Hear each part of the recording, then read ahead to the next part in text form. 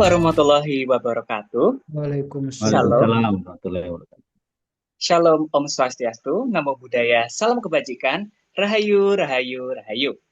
Yang saya hormati, Ketua MSI Jawa Timur, para narasumber, moderator, panitia, dan tentunya seluruh peserta webinar yang sudah meluangkan waktu untuk bergabung pada malam ini. Kami ucapkan selamat datang di webinar Pekerja Anak pada Masa Kolonial, diselenggarakan oleh Masyarakat Sejarawan Indonesia Jawa Timur. Untuk mengawali acara ini, marilah kita membaca basmalah bersama-sama. Bismillahirrahmanirrahim. Semoga acara ini berjalan dengan lancar, penuh ilmu, dan tentu memberikan perspektif baru bagi kita semua. Sebelum melanjutkan, izinkan saya selaku host membacakan susunan acara pada malam hari ini secara singkat. Yang pertama adalah pembukaan, kedua, menyanyikan lagu Kebangsaan Indonesia Raya, ketiga, sambutan dari Ketua Umum MSI Jawa Timur, keempat, pemaparan materi, kelima, sesi tanya-jawab, dan keenam, penutupan dan sesi dokumentasi. Baik, agar semangat nasionalisme kita tetap terjaga, mari bersama-sama kita menyanyikan lagu Indonesia Raya. Kepada panitia yang bertugas, dipersilahkan.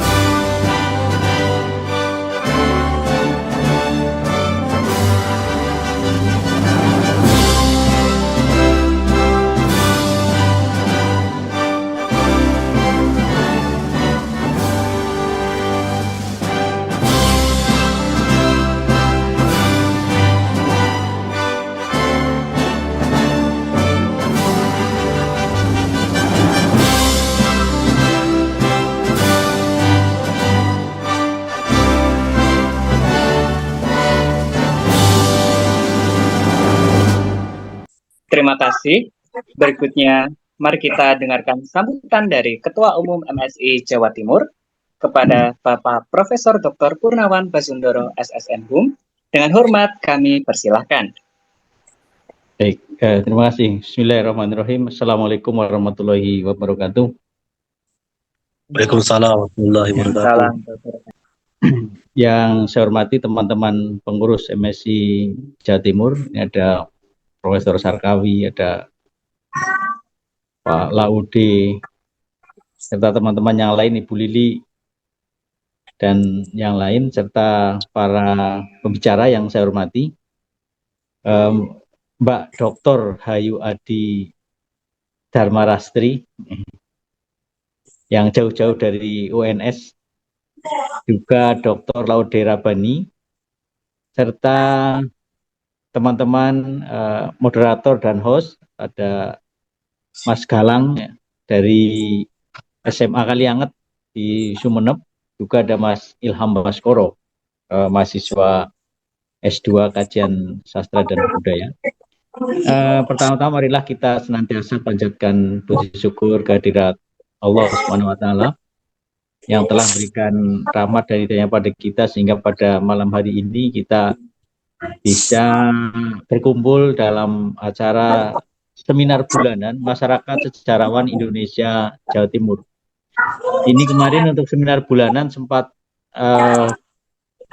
terlewat mungkin 2 bulan itu ya, tidak terselenggara, dan pada malam hari ini seminar kita dengan tema pekerja anak pada masa kolonial. Saya kira ini tidak jauh-jauh dari tema masalah anak karena bulan Juli itu adalah ada Hari Anak Nasional.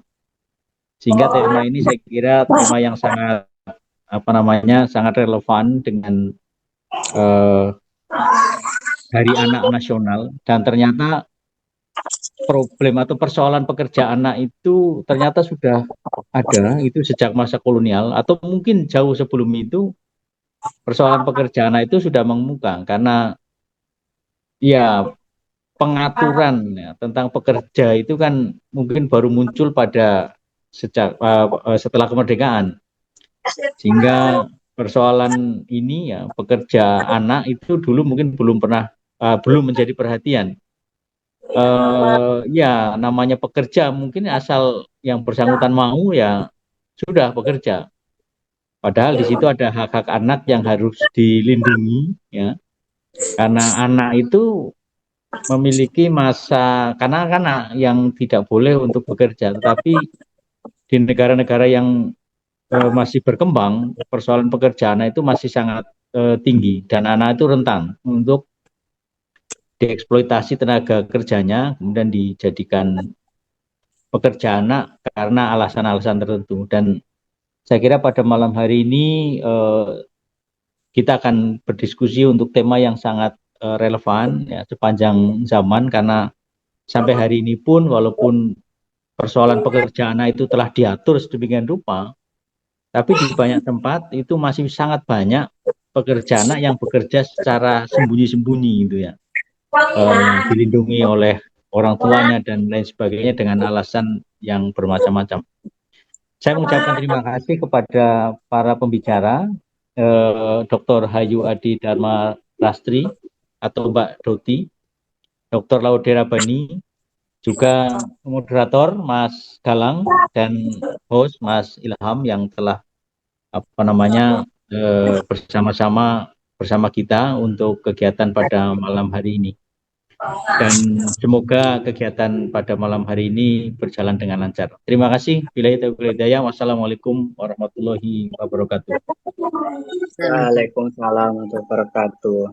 Terima kasih Bapak atas sambutannya. Selanjutnya kita akan memasuki acara inti, yaitu pemaparan materi dari para narasumber. Materi akan disampaikan oleh Ibu Dr. Hayu Adi Dharma Rastri dari Universitas 11 Maret, dilanjutkan oleh Bapak Dr. Laude Rabani dari Universitas Airlangga. Sesi pemaparan ini akan dipandu oleh moderator Bapak Galang Patria Dwi Pantara, SPD dari SMA Negeri 1 Kaliangat. Untuk itu, langsung saja kami persilahkan kepada moderator untuk memulai sesi pemaparan, memimpin sesi pemaparan materi pada malam hari ini. Silakan pada Pak Galang. Terima kasih Mas Ilham. Bismillahirrahmanirrahim. Assalamualaikum warahmatullahi wabarakatuh. Waalaikumsalam warahmatullahi wabarakatuh. Selamat malam Ketua MSI Jatim, Prof. Prawan Basundoro, dan para pengurus SMI Jatim Jawa Timur, beserta narasumber dan sahabat SMI Indonesia khususnya Jawa Timur, semoga selalu jaya. Alhamdulillah, hari ini kembali kita menyelenggarakan seminar sejarah yang bertema pekerja anak pada masa kolonial. Ini tema yang sangat menarik, yang juga narasumbernya ini juga menarik. Nah, saya akan bacakan dua narasumber yang hebat-hebat ini. Yang pertama, Dr. Laude Rabani, SSM Hum. Beliau ini keahliannya di sejarah maritim yang berasal dari Fakultas Ilmu Budaya Universitas Airlangga. Selama pendidikan, beliau sarjana memang dari ilmu sejarah, magisternya juga ilmu sejarah, dan doktor S3-nya juga ilmu sejarah, yang disertasinya juga luar biasa, ini menarik, yaitu tentang integrasi dan hegemoni tumbuhnya pusat-pusat ekonomi baru di wilayah sisi barat Laut Banda tahun 1900 sampai 1940-an. Nah, beliau saat ini menjadi dosen di program studi ilmu sejarah Universitas Airlangga Surabaya. Dan karya-karyanya yang luar biasa saat ini, salah satunya, ini sangat banyak, banyak sekali, ada 7 karya yang hebat. Salah satunya yaitu Book Chapter, Tradisi Bahari Nusantara dan Pewarisnya dalam Sejarah Indonesia. Dan salah satu juga ada lagi artikel jurnal Membaca Masyarakat Buton Melalui Tradisi Lisan Kabanti Ajonga Yinda Malusa atau Pakaian yang Tidak Luntur. Nah, selanjutnya pembicara yang kedua yang tak kalah hebatnya, sosok perempuan hebat, sejarawan MSI, Dr. Hayu Adi Damarasti, SSM Hum. Beliau S1 dari UGM, S2 dari UGM, S3 dari UGM.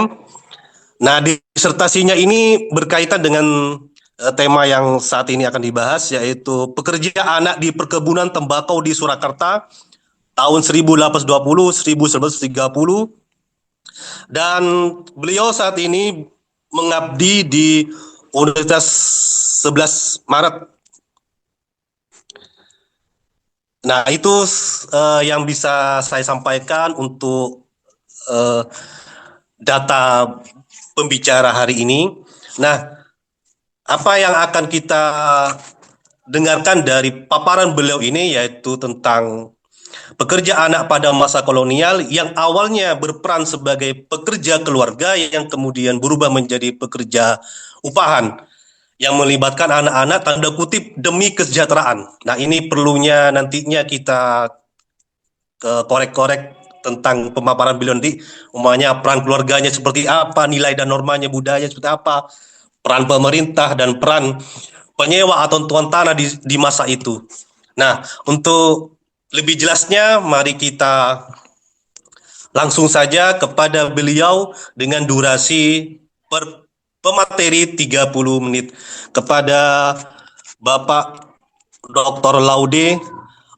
Laude Rabani, kami persilakan.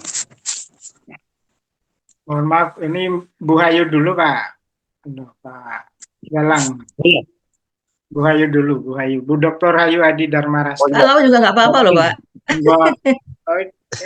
Ahlinya dulu, saya kan hanya penggembira saja. Baik, kepada beliau Ibu Dr. Hayu Adi Darmaresti, kami persilakan. Ya, terima kasih Pak Moderator Pak Galang. Saya nggak apa-apa Pak Laut dulu, bukan ahli, saya jangan bilang ahli Pak Laut, saya jadi ngeri. Baik, terima kasih. Assalamualaikum warahmatullahi wabarakatuh. Selamat malam Bapak Ibu semua.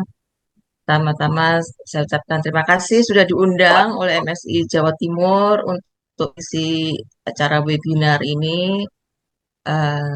Salam dari Prodi Sejarah FIP Universitas 11 Maret, Bapak Ibu di Jawa Timur. Semoga kita bisa memiliki hubungan lebih erat lagi ke depannya. Baik, langsung saja.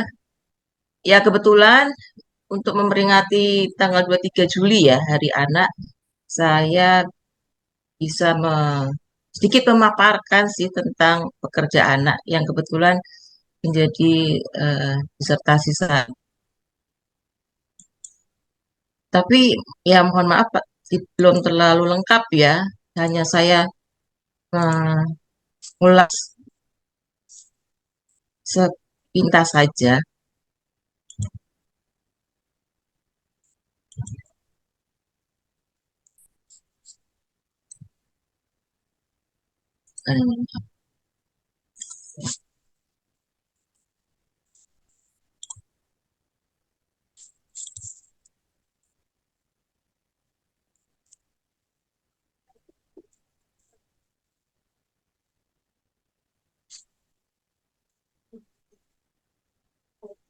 Sebentar, ternyata ada yang belum saya share.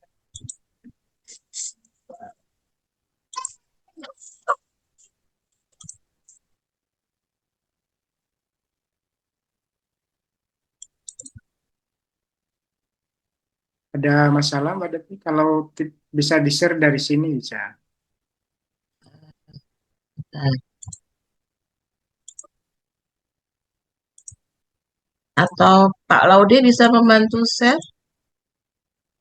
Bisa sebentar ya, saya ini dulu. tapi coba sebentar, ini nggak mau mulai.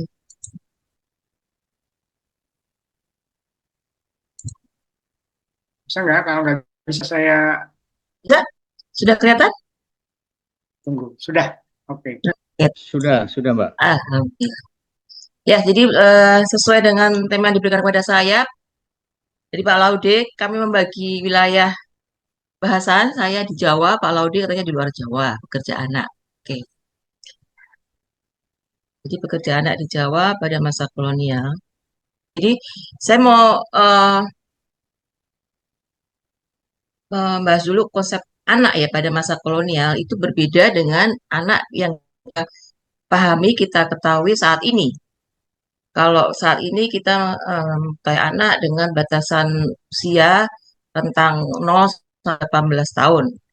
Tapi kalau anak pada periode Hindia Belanda kolonial itu tidak berdasarkan usia, tapi dari kematangan tubuh atau fisik anak, terutama untuk anak perempuan ya. Jadi ketika anak perempuan, berapapun usianya, ketika dia mendapat menstruasi pertama, pertanda dia sudah siap menikahkan, sudah matang, dan sudah eh, bukan anak-anak lagi.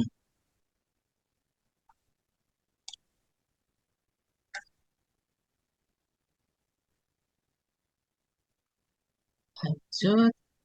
Dan sebenarnya itu anak perempuan ya. Untuk anak laki-laki tentu menstruasi ya. Anak laki-laki dengan melalui penanda awalnya dengan kitan. Jadi ketika anak laki-laki sudah di kitan, dia dianggap sudah dewasa. Tapi ketika agama Islam sudah semakin kuat dan kitan dilakukan sejak awal, eh, seringkali jika bayi pun sudah di kitan, batasan tersebut tidak bisa digunakan lagi. Jadi kemudian berubah lihat dari kematangan bentuk badan. Dan biasa lihat kematangan bentuk badan seorang anak laki-laki itu 15 tahun. Itu sudah beda ya dengan yang umur-umur awal gitu. Nah, dengan batasan usia yang tidak jelas ini menyebabkan ya anak menjadi eh, apa ya tidak jelas juga posisinya. Dia masih anak-anak sebenarnya, tapi karena badannya sudah dianggap matang, sudah dewasa, dianggap bisa melakukan seperti pekerjaan orang dewasa.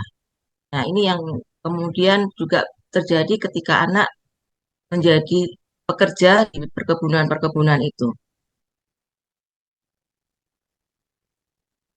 Nah, ini contohnya seorang anak perempuan umur 12 tahun, tapi dia sudah memiliki anak. Jadi anak memiliki anak. Ini sudah menjadi ibu, menjadi 12 tahun. Batavia tahun 1860-an.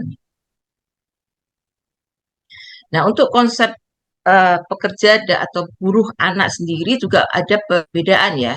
Karena terutama untuk konsep di barat itu ada child labor, ada child work. Jadi kalau child labor itu lebih kalau kita kenal dengan buruh buruh anak itu. Jadi anak sebagai pihak yang menerima upah dieksploitasi, eh, ya pekerja yang buruh anak yang dikenal sekarang lah. Sedangkan kalau pekerja anak atau child work itu membantu pekerjaan di lingkungan rumah tangga, di mana dia menghabiskan waktu membantu orang tua di ladang dan juga usaha-usaha keluarga. Nah, ini yang dua konsep ini pada awalnya juga membuat para dosen penguji saya, menguji proposal saya juga mempertanyakan eh, tulisan saya, apakah memang benar ada pekerja anak itu? Kan anak bekerja secara sukarela. Nah, itu yang kemudian menjadi pertanyaan awal yang diajukan kepada saya.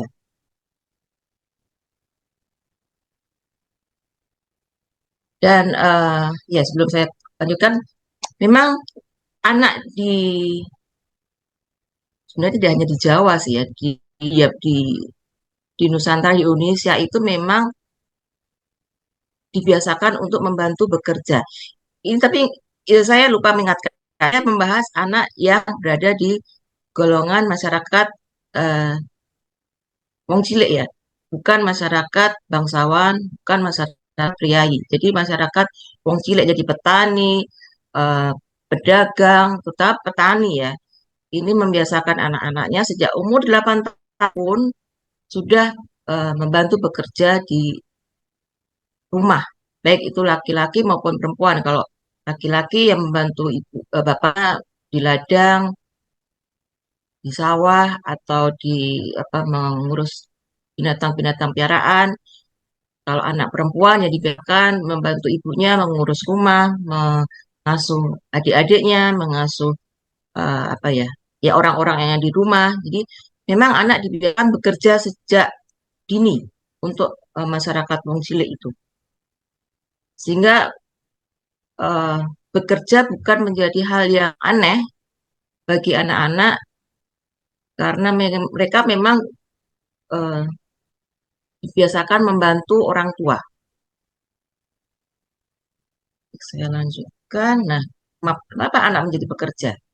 Ada dua alasan utama mengapa anak menjadi pekerja, yaitu dari kalangan perkebunan ya, dari tentang perkebunan karena kurangnya tenaga kerja. Sedangkan kalau dari sisi uh,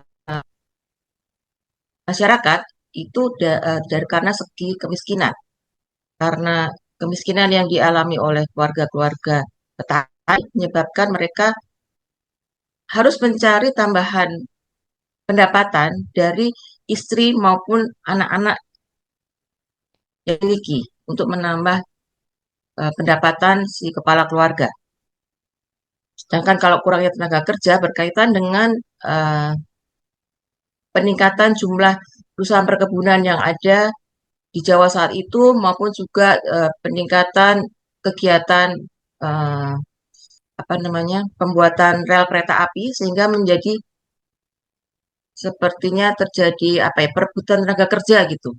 Selain itu juga eh, pertambahan pertambahan perkebunan juga menyebabkan adanya persaingan kepemilikan pekerja antar perkebunan sendiri.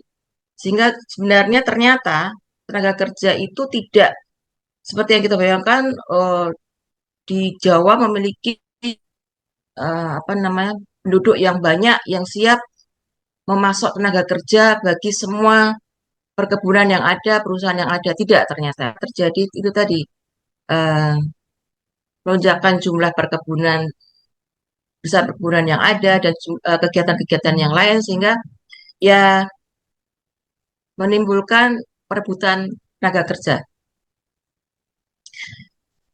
Nah, kenapa anak lagi bekerja ini? Karena lagi tadi pemilik perkebunan kesulitan mencari tenaga kerja sehingga memanfaatkan budaya keluarga bekerja yang dimiliki keluarga petani. Itu kebiasaan petani mengajak anggota keluarganya untuk membantu, ya tidak hanya istrinya saja, tapi juga anak-anaknya bekerja. Biasanya membantu di sawah kan. Nah, ini membantu di tempat kerja si bapak ini, itu di perkebunan-perkebunan.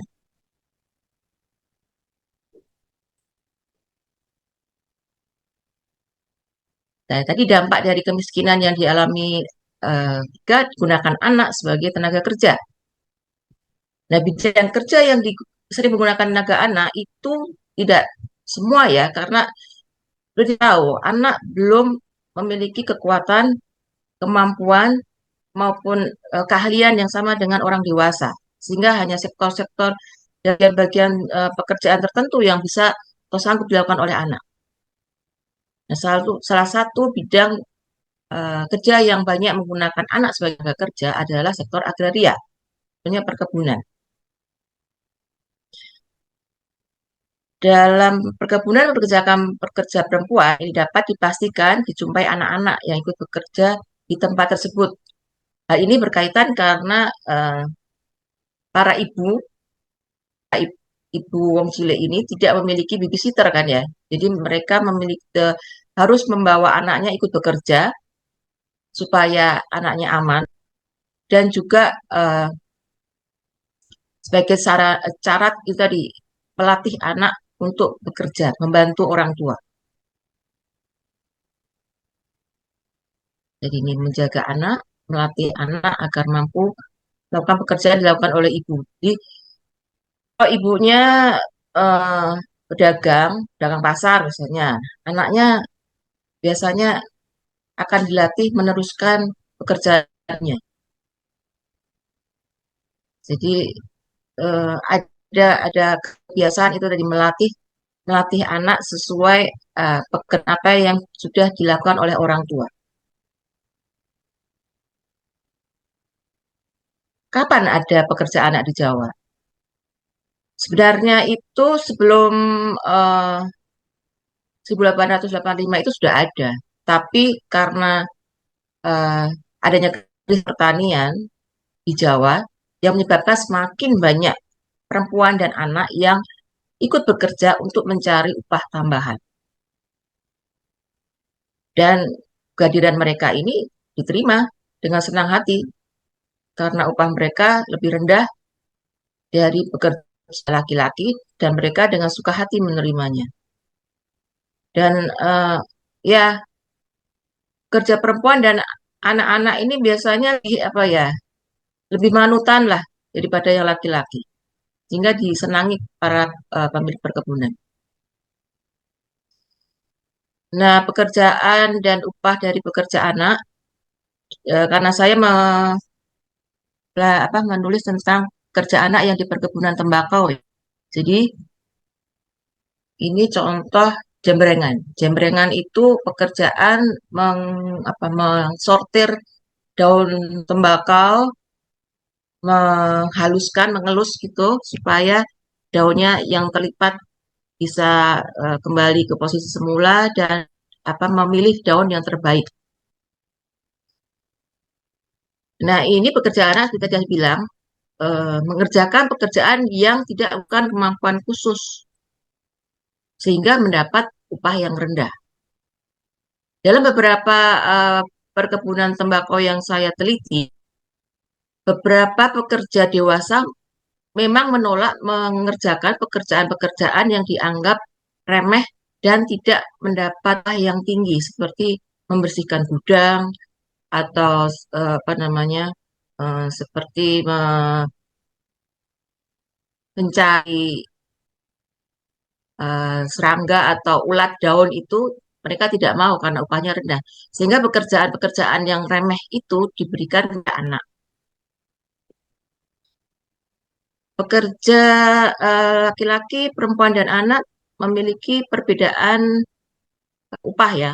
Yang tertinggi pekerja laki-laki dewasa, kemudian di bawahnya perempuan dewasa, dan yang terendah adalah pekerjaan. Jadi anak itu upahnya sepertiga dari pekerja laki-laki dewasa, dan separuh atau kadang 3/4 di pekerja perempuan dewasa. Nah, tadi eh, saya agak merah tadi penjelasan dari Prof.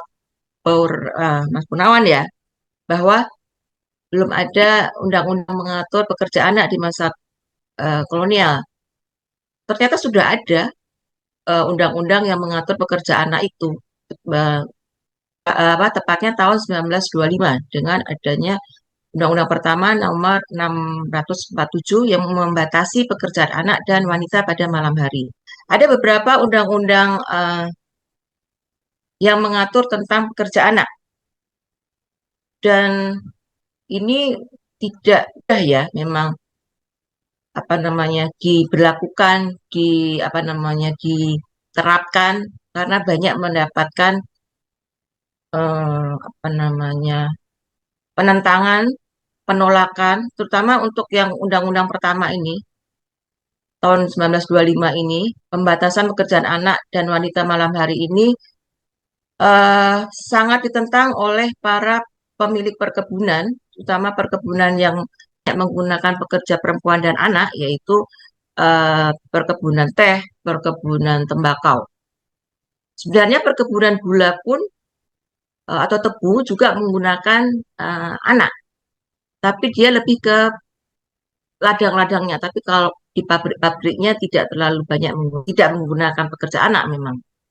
Sehingga penolakan dari perkebunan tebu tidak sekuat, tidak sekencang dari pemilik perkebunan teh dan tembakau.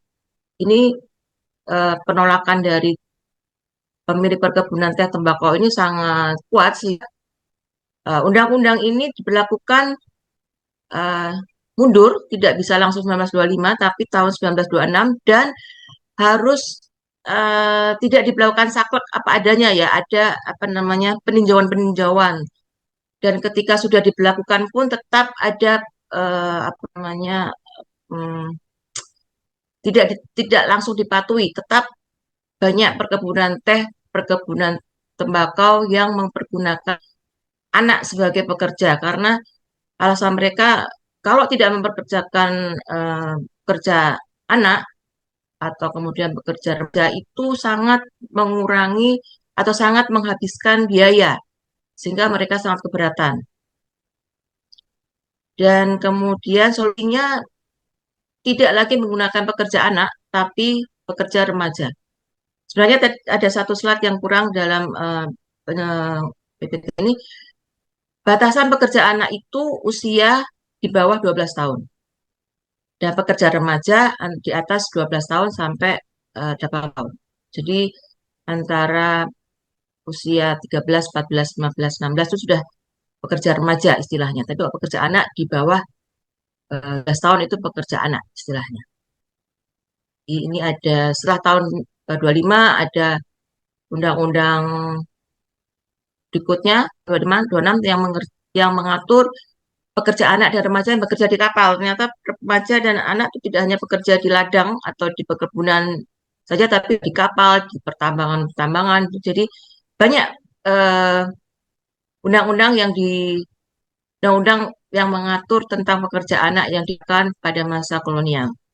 Hanya saja saya melihat belum konsisten ya pemberlakuannya, masih banyak apa namanya ya masih banyak apa kerjasama. Ya dibolehkan ya hukumannya tidak terlalu berat jika tidak sesuai dengan yang diatur. Biasanya hanya eh, biasanya hanya berupa apa istilahnya ya denda saja dan itu pun jumlahnya tidak terlalu tinggi sehingga menyebabkan banyak pemilik perkebunan, pemilik usaha atau industri yang tetap memperkerjakan anak ataupun remaja tidak sesuai dengan undang-undang yang diberlakukan. Dan undang-undang ini berlaku bukan karena kesadaran dari pemerintah kolonial ya saya bilang. Saya bilang gitu karena uh, hanya desakan dari uh, masyarakat Belanda yang sudah apa namanya bukan dari bagian pemerintah atau saya bilang masyarakat Belanda yang liberal ya sudah uh, mengetahui hak dari anak dan wanita dan juga desakan dari PBB saat itu karena Belanda menjadi bagian dari PBB yang diharuskan menepati atau menjalankan aturan yang dikeluarkan PBB, di mana salah satunya adalah aturan mengenai pembatasan pekerja anak itu. Dan satu lagi yang kecurangan dari pemerintah kolonial ya, batasan untuk pekerja anak pada periode kolonial itu sesuai dengan batasan yang dijalankan pada uh, harusnya. Kalau di Belanda batasan pekerja anak itu 14 tahun minimal, tapi kalau di Belanda diturunkan menjadi 12 tahun. Sehingga ya sebenarnya anak masih tetap dipekerjakan. Dan berkaitan dengan adanya undang-undang ini, um, dari masyarakat pribumi sendiri, pekerja sendiri, mereka bersikap ya um, awalnya malah merasa dirugikan ya, karena mereka kehilangan tambahan pendapatan. Tapi kemudian mereka yang beranggapan itu adalah uh, hal yang harus ditaati, dilakukan, ya mereka manut-manut saja. Meskipun juga kalau ada ada pemilik perkebunan yang menawarkan pekerjaan untuk anaknya, ya dia diterima. Jadi karena itu tadi, karena alasan kemiskinan ya, mereka tidak melihat bahwa itu pekerjaan itu akan merugikan kesehatan anaknya, merugikan uh, ya terutama kesehatan anak, tapi lebih memandang kepentingan untuk memperoleh tambahan pendapatan. Baik, itu dulu yang bisa saya sampaikan.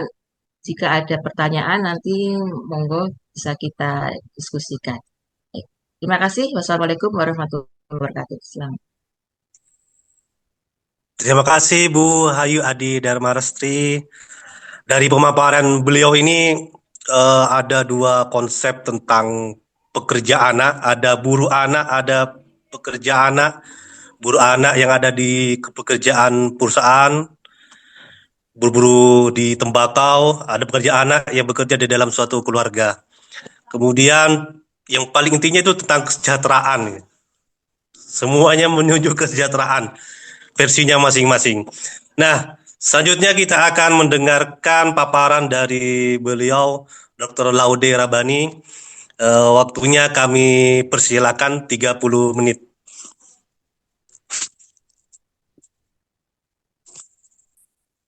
Ya, mana ini ya. Terima kasih Pak Galang, moderator.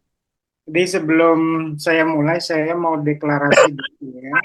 Saya tadi sudah dibacakan CV-nya, itu ahlinya sejarah maritim. Jadi nanti kalau banyak salah, mohon Mbak Hayu bisa mengoreksi dan teman-teman yang lain. Itu satu. Yang kedua, saya ini pelengkap saja gitu ya. Jadi kalau pelengkap itu biasanya bukan bukan melengkapi Mbak Hayu, tapi nanti saya yang dilengkapi ya. Jadi seperti itu ya. Jadi kalau ada salah-salah nanti bisa dikoreksi. Seperti yang disampaikan Bu Dr. Hayu Adi tadi, bahwa kami berbagi, Bu Hayu di Jawa, saya di luar Jawa. Sebetulnya di profil itu, di belakang saya itu ada foto yang menurut saya menarik. Eh, saya kira itu yang memberanikan saya untuk apa namanya, mendampingi ya, atau membersamai Bu Hayu untuk apa namanya, bicara tentang pekerja anak di. Bentar, saya share dulu PowerPoint-nya. Sebentar, biar lebih ini ya.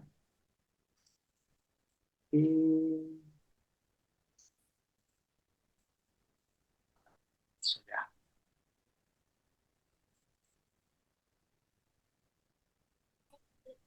Sudah tampil di hadapan teman-teman? Sudah ya? Sudah, Pak. Sudah. Eh, Yang terhormat, saya kira Pak Prof. Purnawan, Pak Sarkawi, dan seluruh peserta webinar yang saya hormati, terima kasih sudah apa namanya, membersamai seminar malam ini ya. Eh,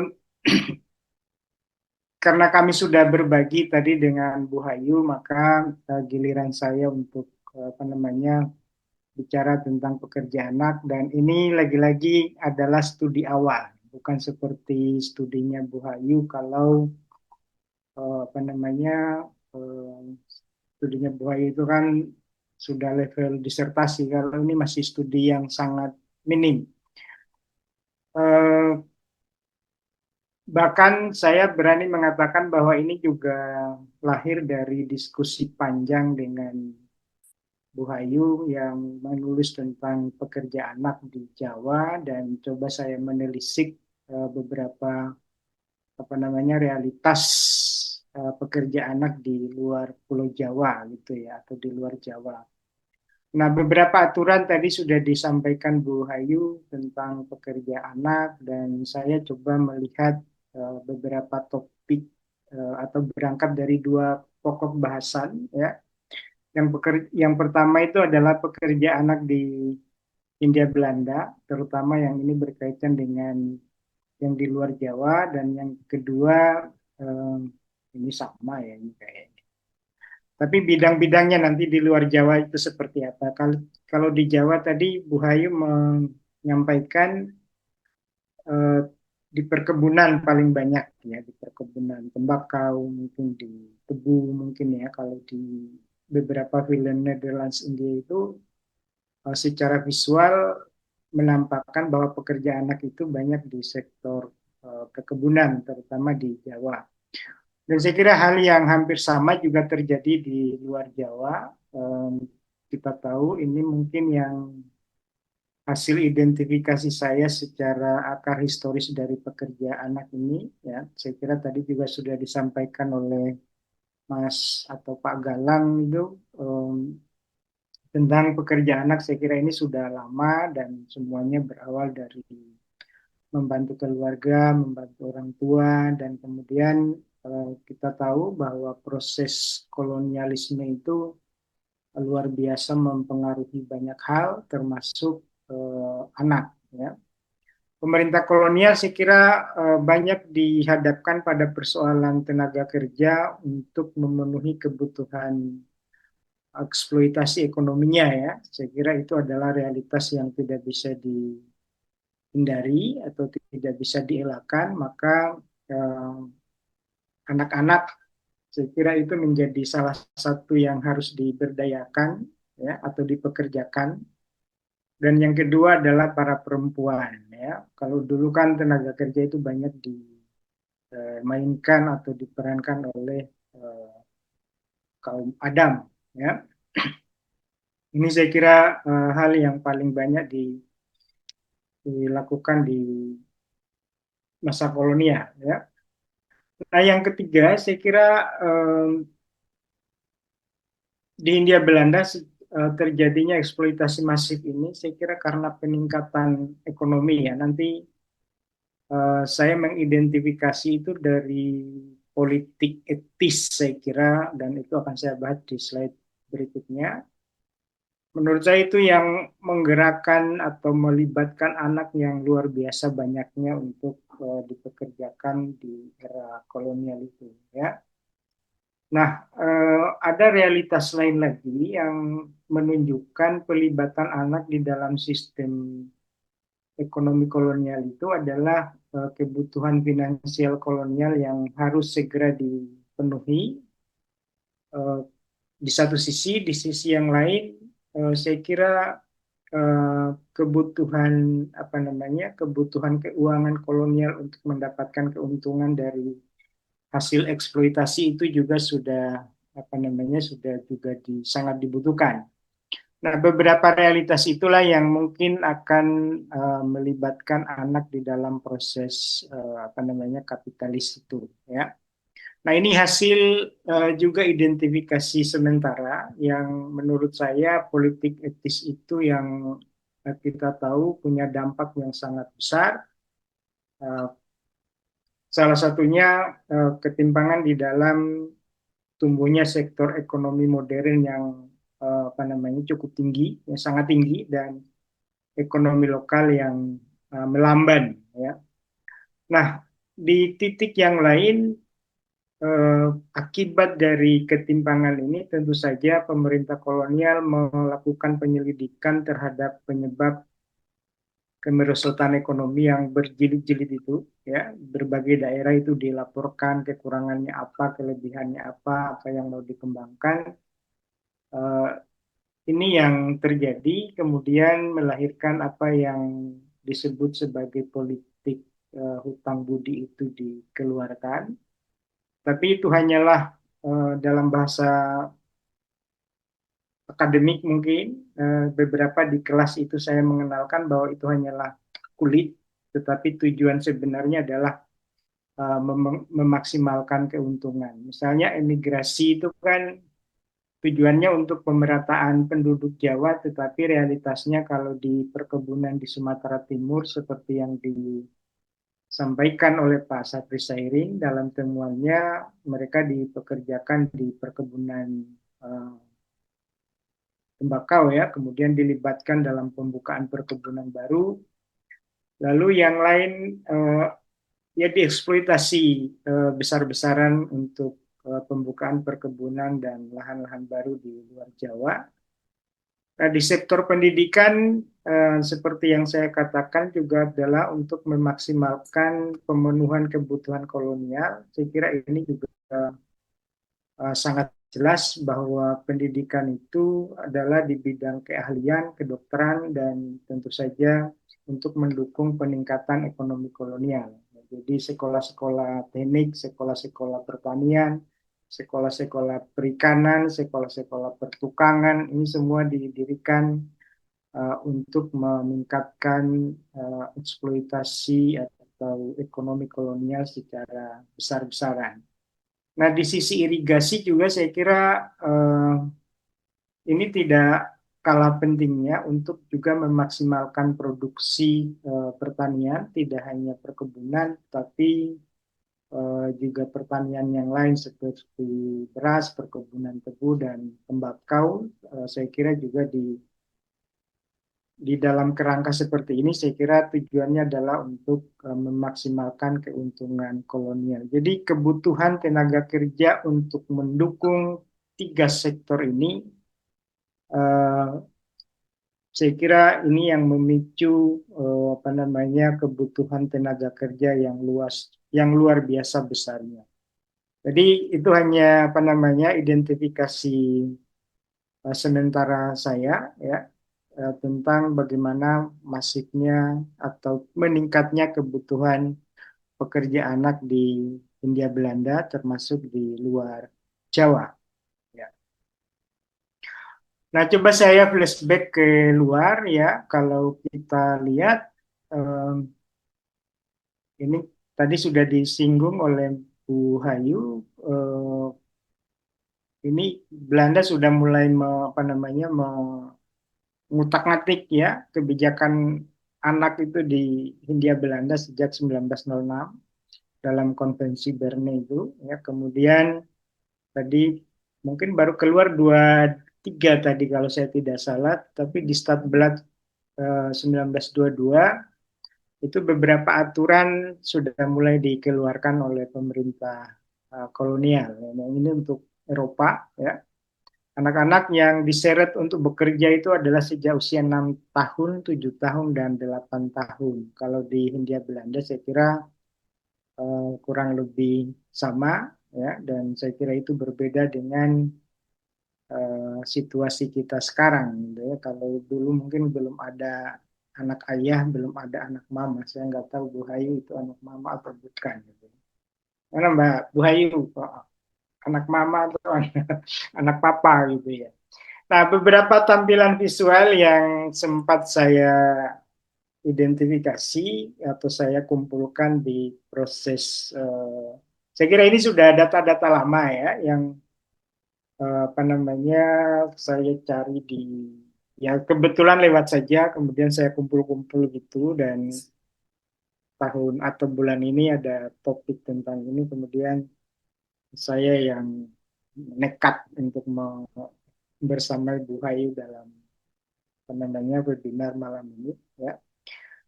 Nah, kita lihat secara visual anak-anak ini bekerja di perkebunan karet. Ini terjadi di Serpong, Jawa Barat, dan di Sumatera bagian selatan ya. Itu kajiannya Prof. Bambang, itu saya kira di Sumatera bagian selatan, di Palembang. Ya. Kemudian di perkebunan kelapa ini di Sulawesi Tenggara, saya pernah menemukan fotonya, tapi saya cari-cari sudah nggak ketemu lagi. Kemudian di rotan yang bagian bawah itu adalah pekerja rotan di Palopo ya, di Palopo Sulawesi Selatan. Dan hal yang sama juga terjadi di pekerja di pelabuhan di Kalimantan Selatan di Banjarmasin. Ini juga ada kondisi serupa, visual seperti ini juga ada ya. Artinya anak-anak terlibat dan saya kira dalam lingkaran ekonomi kolonial yang sangat kapitalis. Artinya anak-anak ini nggak sebagai tenaga kerja tidak bisa lepas dari apa namanya cengkeraman ekonomi kapitalis itu. Ya, tadi aturan-aturan ini sudah disampaikan oleh Bu Hayu, tetapi yang menarik itu adalah nomor 2 saya kira. Ya, nah di kalau di peraturan itu melarang total bagi anak-anak bekerja di pabrik, di bengkel, di penggalian tanah, di pekerja air, konstruksi air itu di PAM ya.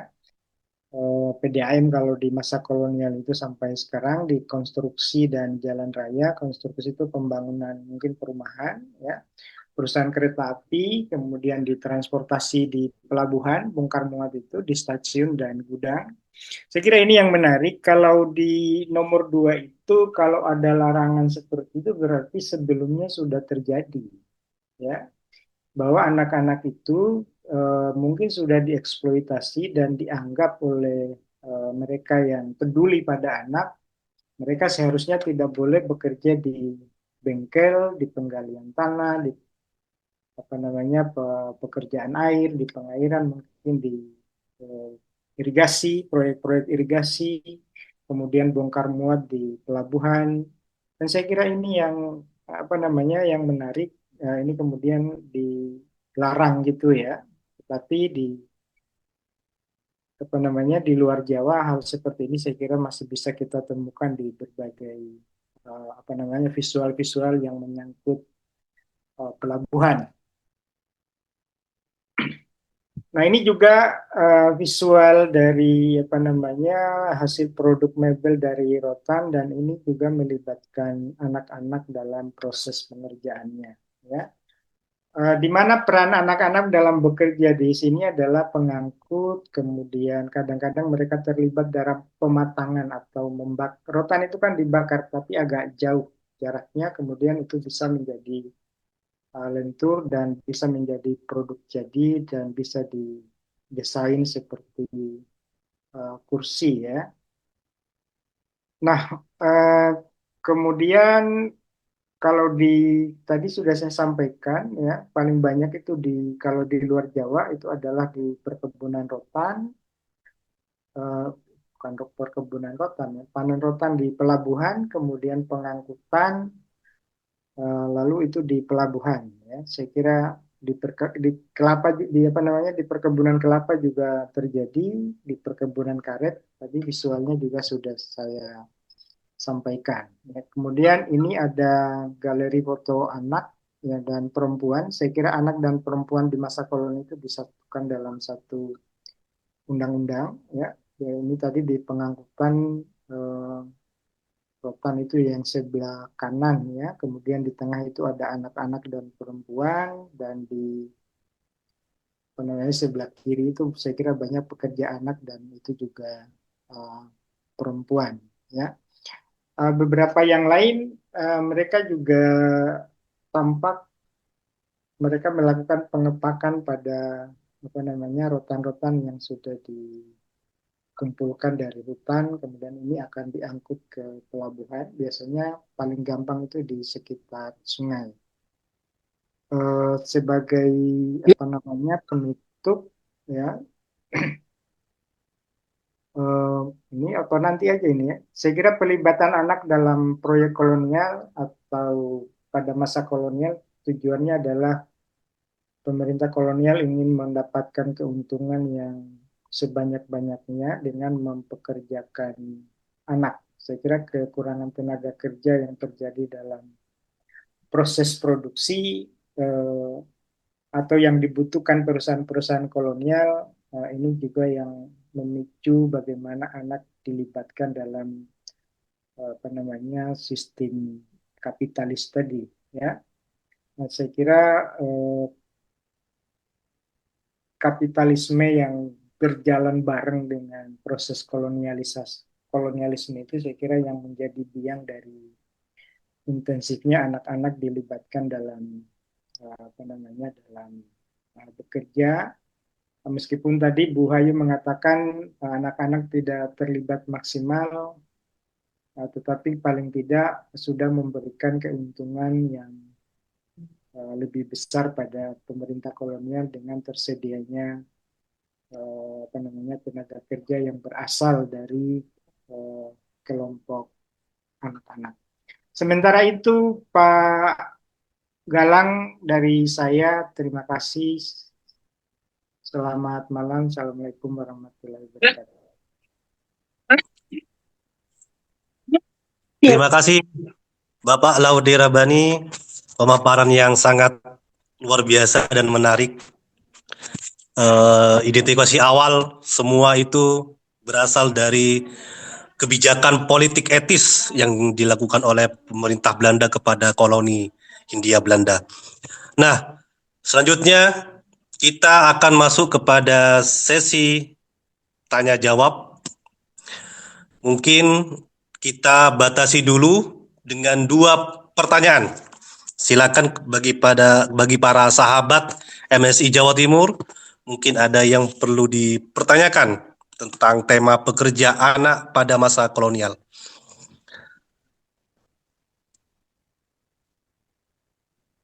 Halo, Ya, silakan. iya saya Mas Galang. Menarik ya pemaparan Mbak Doti dan Mbak Laude. Mohon maaf Bapak. Mungkin nama dari Oh, Inten Siap. Lupa tadi. saya kawannya Pak Laude dan kawannya Bu Siap, Ayu dari UNER siap. ya, Arkawi. Pak Yang Karwi. menarik pemaparan Bu Ayu dan Pak Laude. Mbak, saya mungkin pengen ngerti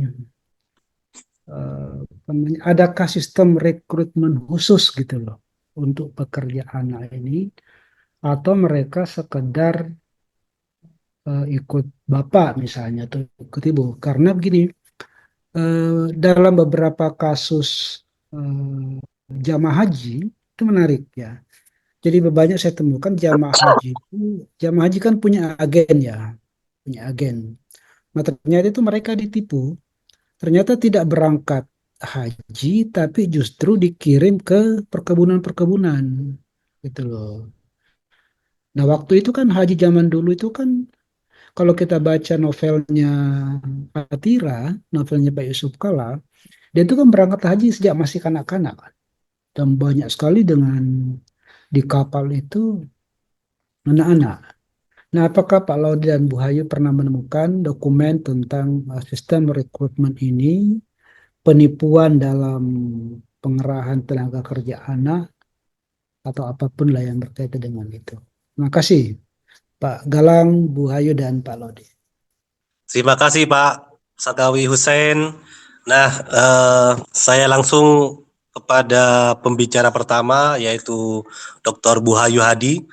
Nanti selanjutnya Dr. Laude Rabani, karena Buhayu ini lebih spesifik ke Jawa dan Bapak Laude ini lebih spesifik ke luar Jawa, nanti lebih luas lagi wawasan kita ya. Selanjutnya silakan Dr. Buhayu Hadi. Terima kasih Pak Galang. Terima kasih Mas Arkawi, pertanyaannya menarik. Eh, Sebenarnya ini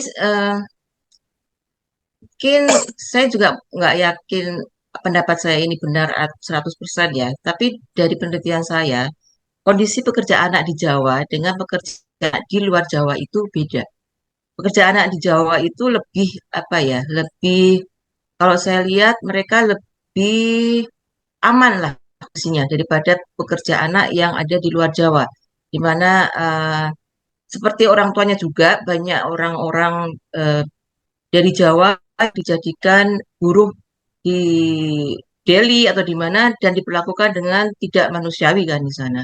Tapi beda dengan di Jawa. Kalau di Jawa mereka lebih eh, mungkin keamanan lebih bagus ya. Bahkan saya lihat untuk pekerja di Jawa mereka memiliki juga apa namanya kekuatan untuk menawar gitu loh. Jadi kalau kalau kita beranggapan bahwa pekerja pekerja zaman dulu sepertinya kayak yang kita tahu di Delhi diperlakukan dengan semena-mena di apa namanya di borgol dan apa kan, kalau yang salah lihat dari penelitian saya itu kok justru kalau yang di perkebunan tembakau ya, yang di Klaten itu mereka malah punya bargaining.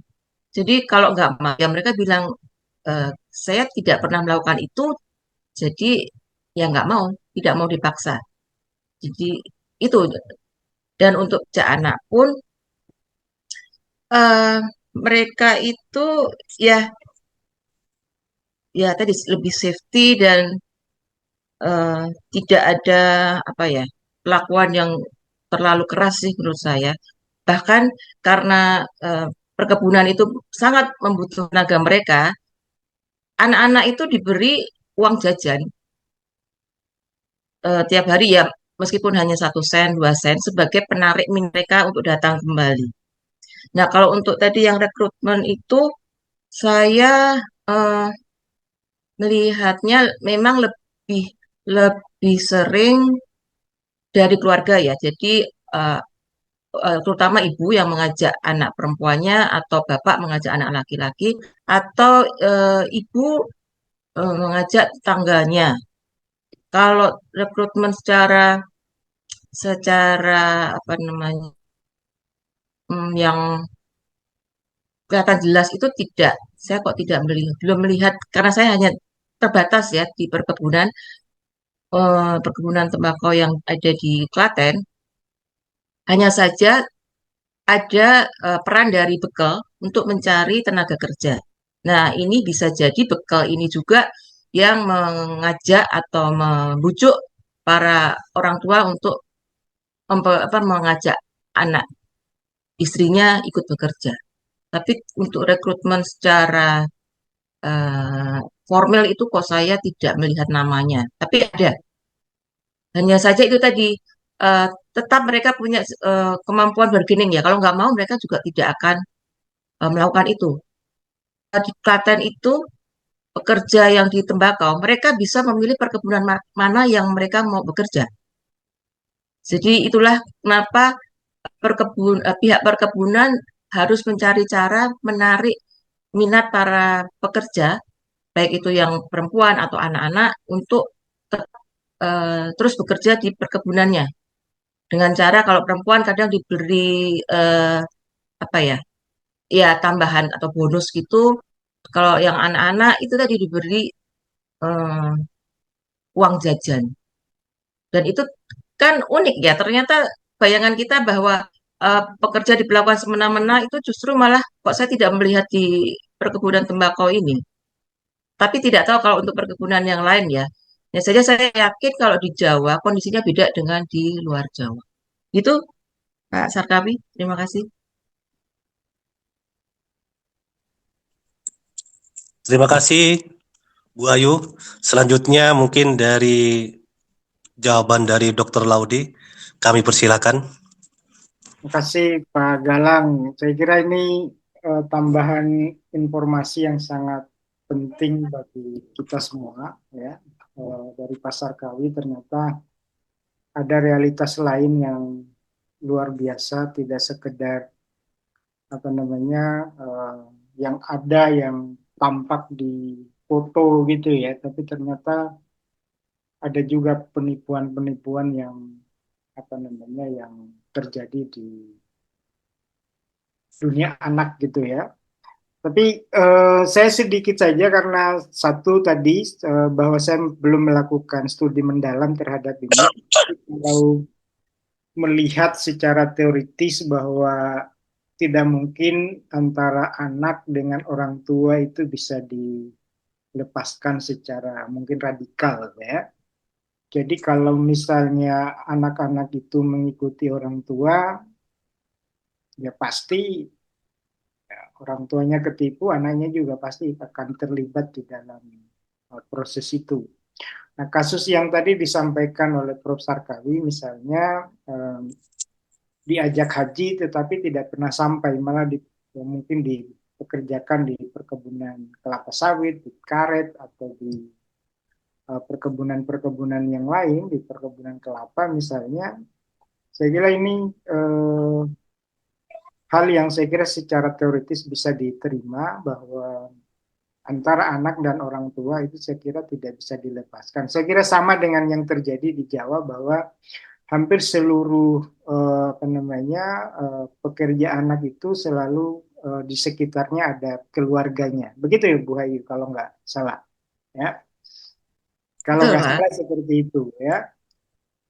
Mengenai apa namanya agen sejauh ini saya belum menemukan itu apa namanya ada rekrutmen khusus tentang anak-anak itu, tetapi biasanya kalau tidak salah ya ada dua. Yang pertama itu perempuan, yang kedua adalah anak. Dan yang perempuan ini khususnya adalah mereka yang secara ekonomi misalnya ya dari nggak sana itu yang mungkin pernah saya baca yang single parent ya kira-kira seperti itu dulu ya di zaman dulu saya kira itu yang disasar ya.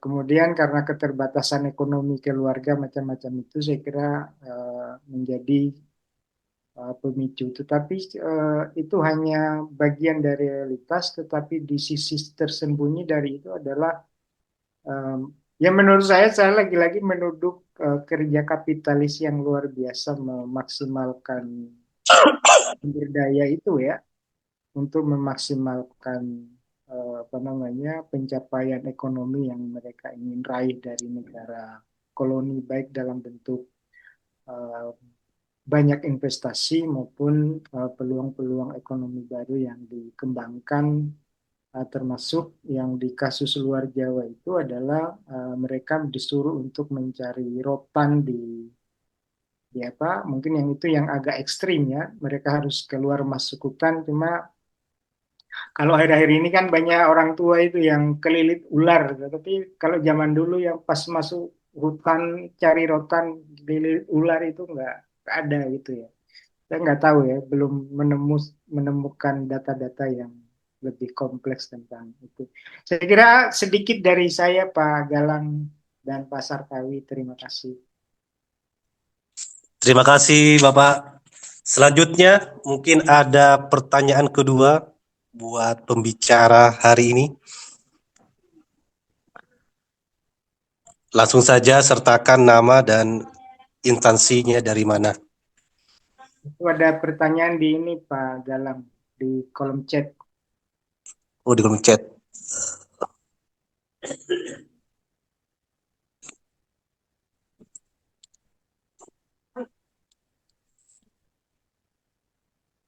Baik, ini dari Ibu Eka, SMK Negeri 1 Sidoarjo, ingin bertanya kepada dua pembicara hari ini, apakah pekerja anak juga terikat kontrak sebagaimana pekerja orang dewasa dengan sistem kulit kontrak beserta konsekuensinya? Mengingat adik dari almarhum buyut saya, ini cerita sejarah keluarganya ini, termasuk salah satu pekerja anak yang direkrut paksa saat masa kolonial dan tidak pernah kembali hingga saat ini, sehingga keluarga besar kami menganggap beliau sudah wafat akibat perekrutan tersebut. Nah ini Pak, Bapak Ibu, kepada Bu Ayu dan Bapak Laude, apakah ada sistem kontrak di masa itu? Terima kasih. Saya dulu. Enggak Bu Ya, Ayu. Bu Ayu. Saya Eh, untuk pekerja anak tidak ada kontrak. Jadi karena perempuan dan anak itu kan mereka menjadi buruh apa pekerja harian ya yang dibayar per hari gitu. Kalau dia datang dibayar, kalau tidak datang ya tidak dibayar. Beda dengan pekerja laki-laki yang lebih, apa namanya lebih tercatat. Mungkin ada apa perjanjiannya itu. Tapi kalau untuk perempuan anak kok saya tidak melihat ada eh, kontrak itu. Karena ya itu dari sifatnya mereka hanya eh, pekerja kadang datang, kadang tidak. Sehingga untuk menarik mereka datang tiap hari itu tadi diberikan apa uang jajan, kadang diberikan bonus kadang juga ada diberikan hadiah stagen juga pernah, kayak saya baca itu. Jadi ya begitu apa dibutuhkannya pekerja anak dan perempuan sehingga ya tadi pihak perkebunan itu harus apa namanya tidak tidak bisa bersikap terlalu keras dan memberikan bonus-bonus supaya mereka terus datang karena sifatnya mereka tadi pekerja upahan. Gitu dari saya. Monggo Pak Laudi. Baik, silakan Bapak Laude. Bu Eka, terima kasih. Saya kira saya apa namanya singkat saja. Mungkin ini terkait yang disampaikan Pak Sarkawi ya tentang apa namanya mungkin eh, apa namanya berkait dengan proses penipuan dan macam-macam itu ya. Nah, sehingga keluarganya Bu Eka ini eh, tidak tidak kembali. Tetapi kalau membaca apa yang diteliti oleh Prof. Sapri Sairin tentang kondisi pekerja di perkebunan eh, tembakau di Delhi, memang pekerja tidak boleh ini ya, tidak bisa keluar seenaknya dari meskipun dengan perjanjian tetap tidak bisa keluar dari apa namanya sistem kontrak itu ya. Mereka atau pemerintah kolonial dengan kaki tangannya di perkebunan atau di perusahaan-perusahaan itu luar biasa mempertahankan tanda petik ya mempertahankan uh, posisi pekerja tetap dalam apa namanya kondisi kemiskinan ya artinya gaji-gaji yang mereka terima kemudian upah dan beberapa namanya sumber-sumber ekonomi yang diterima pekerja semuanya dihabiskan di apa namanya di perkebunan atau di perusahaan. Yang diteliti Prof. Sabri Sairin, saya kira diantaranya para pekerja itu uh, tidak boleh lari, ya. Yang kedua, kadang-kadang dijebak di dalam praktek, misalnya kalau itu perempuan dan laki-laki ini ke dalam praktek prostitusi, misalnya, seperti yang terjadi di apa namanya di perkebunan di Sumatera Timur. Saya kira realitas-realitas seperti ini banyak terjadi untuk pekerja-pekerja dari Jawa ke luar Jawa. Maka kemungkinan pulang dari luar Jawa ke Jawa itu sangat sangat sulit. Maka kalau kita kemudian hari-hari ini atau sebelum-sebelumnya banyak keluarga-keluarga Jawa di luar Jawa itu saya kira itu bagian dari apa namanya proses-proses seperti ini entah itu mungkin dalam konteks tertipu atau ya mungkin dampak jangka panjangnya ya bisa positif tadi positifnya itu diaspora Jawa yang luar biasa tapi menghasilkan kantong-kantong orang-orang Jawa di luar Jawa itu ya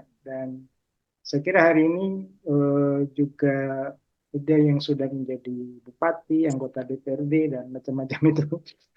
kalau itu anunya ya, tapi karena ini relasinya dengan keluarga kita nggak tahu lagi silsilahnya dulu ini siapa-siapa. Saya kira itu yang didistorsi oleh apa namanya pemerintah kolonial dan tidak ini dari siapa gitu ya silsilahnya atau nasabnya itu saya kira itu yang tidak pernah terungkap sampai hari ini, terutama mereka-mereka yang terlibat di dalam apa namanya ordonansi kuli dan macam-macam itu, ya.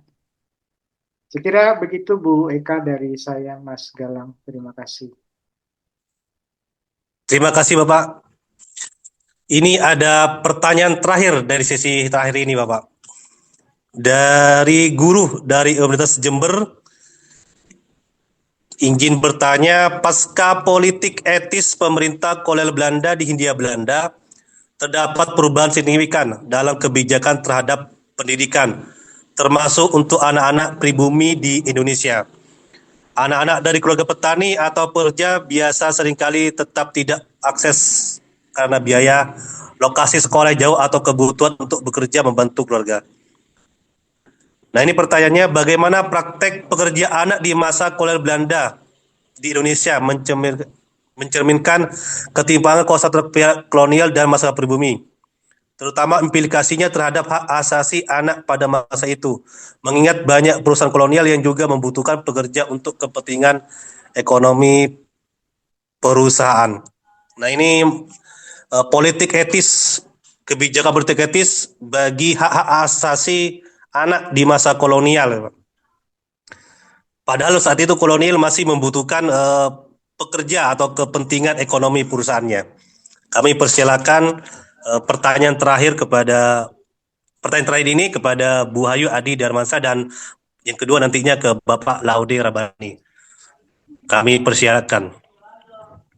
Baik, terima kasih pertanyaannya. Ya, untuk pendidikan, eh, untuk pekerja anak, maka dari wawancara beberapa narasumber yang pernah saya wawancara juga, yang menceritakan bagaimana kakek neneknya, orang tuanya itu, mereka tidak bersekolah untuk bekerja. Karena ya eh, apa namanya, keterbatasan kemampuan untuk bersekolah juga. Meskipun mereka ingin bersekolah, tapi tidak tidak mampu untuk bersekolah. Meskipun kemudian ada peningkatan kesadaran pendidikan ya dengan politik etis untuk kemudian dijadikan sekolah-sekolah, sama folk school ya, sekolah desa di daerah-daerah perkebunan.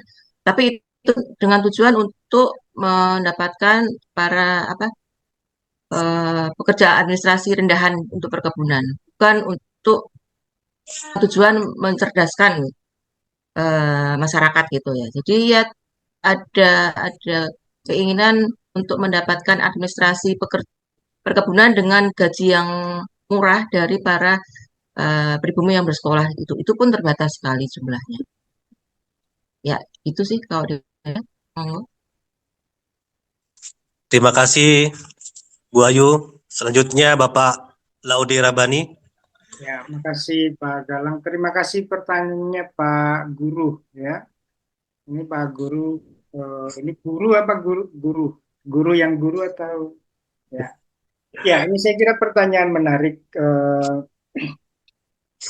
Saya kira persoalan hak anak sekolah di periode politik etis itu mungkin itu masalah ya. Tapi eh, ada eh, ada dua realitas di situ. Yang pertama mungkin yang kelas-kelas pekerja ini kan eh, tidak mendapatkan kesempatan yang luas seperti anak para bangsawan dan para priai itu ya, yang dengan mudah apa namanya mengakses pendidikan di periode kolonial ini.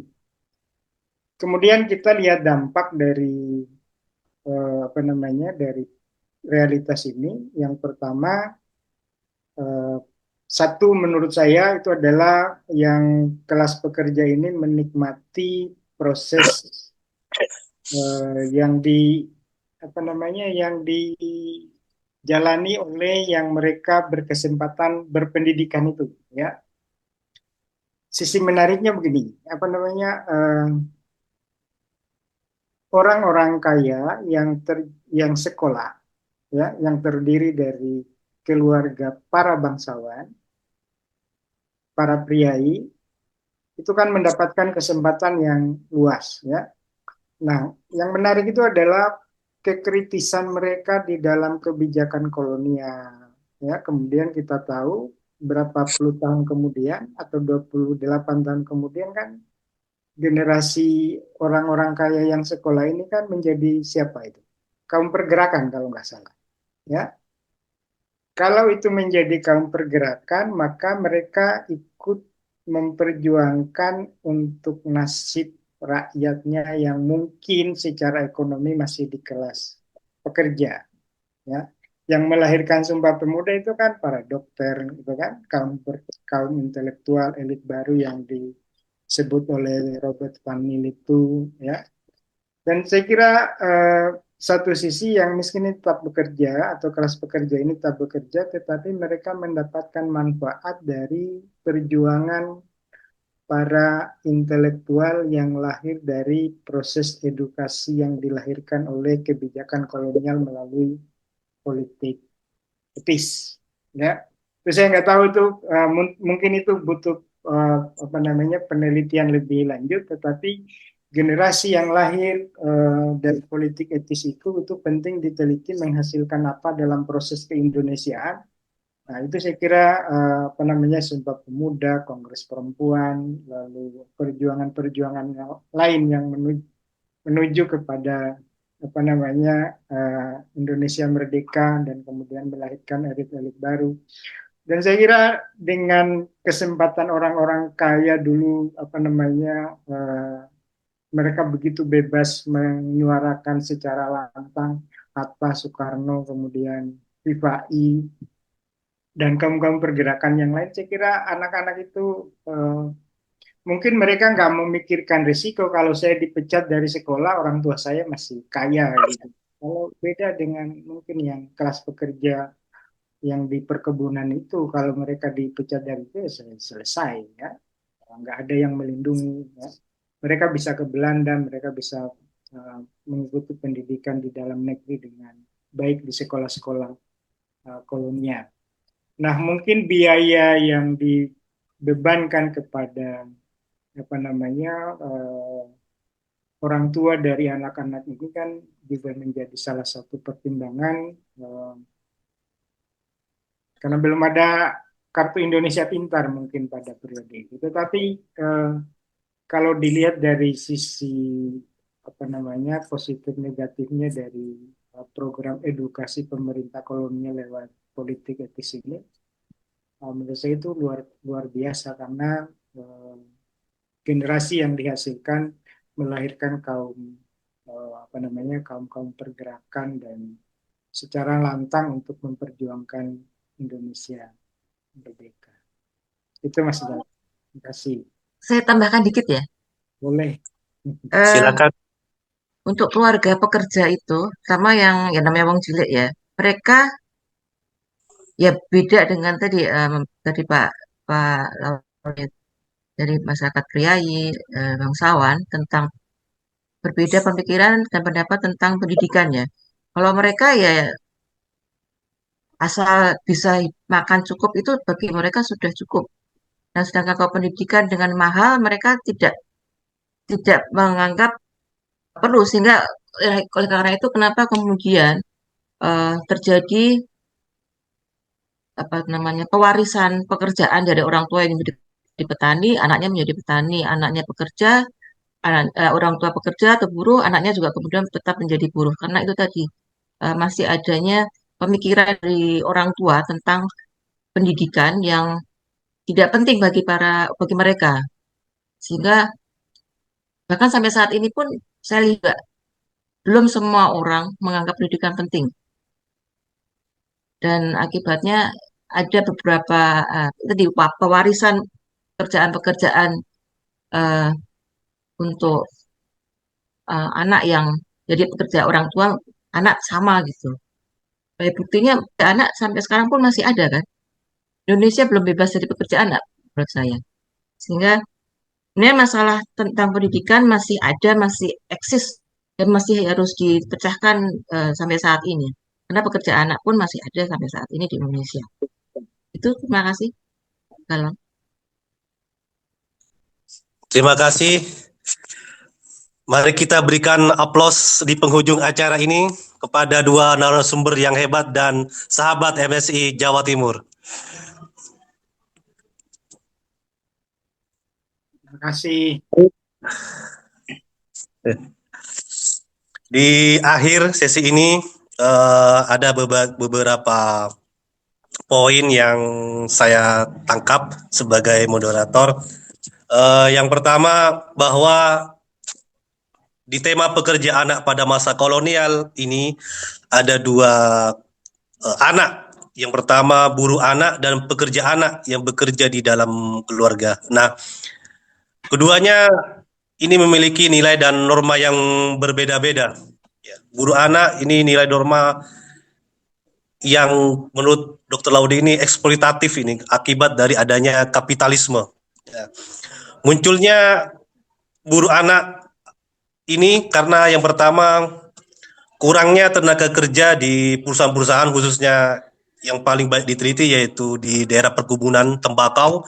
Kemudian faktor dari keluarga sendiri, budaya dari keluarga, yaitu kalau bekerja sudah bekerja selesai ya sudah selesai, tidak lagi melanjutkan sampai ingin menuju yang lebih baik.